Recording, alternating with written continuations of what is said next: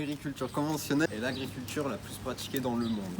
Elle est née après la Première Guerre mondiale qui a permis une meilleure connaissance de la chimie.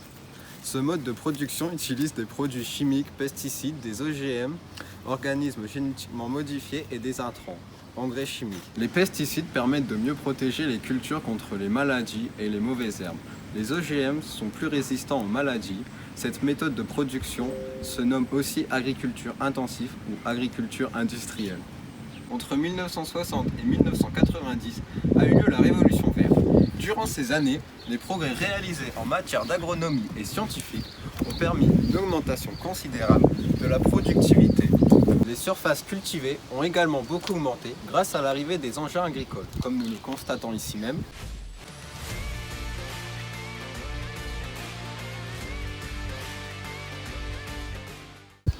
Et de leur côté, les semenciers ont mis au point des semences hybrides beaucoup plus productives. L'agriculture intensive consiste donc à optimiser la production agricole en utilisant tous les moyens techniques et technologiques disponibles. Apport de traitements chimiques comme les engrais, les herbicides, les insecticides, les fongicides, mécanisation des tâches par l'utilisation de machines agricoles, sélection génétique des semences et des plantes, drainage des sols et irrigation gourmand en eau. Culture en serre chauffée de produits hors saison. En France, plus de 25 millions de cochons sont tués chaque année dans les abattoirs. Si les élevages sont dits familiaux, en France, ils n'en restent pas moins intensifs. 96% des porcs ne fouleront jamais le sol extérieur et seront gardés sur caillebotis de leur naissance à leur abattage. Dans les systèmes intensifs, les cochons à l'engraissement sont gardés dans des enclos présentant des densités extrêmement fortes.